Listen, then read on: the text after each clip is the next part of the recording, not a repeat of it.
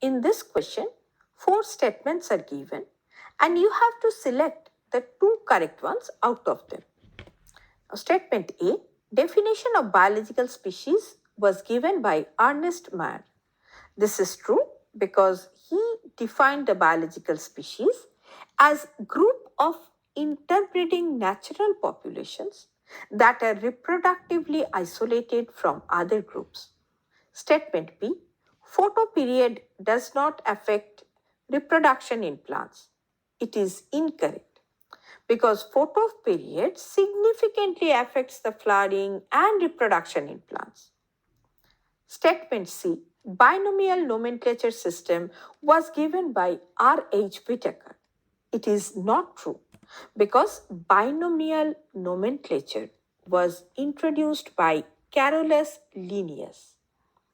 Statement D, in unicellular organisms, reproduction is synonymous with growth. This is also true because in unicellular organisms, growth means increase in size or number that leads directly to reproduction because cell division results in the formation of new individuals. So the correct statements are A and D. Hence the correct answer is option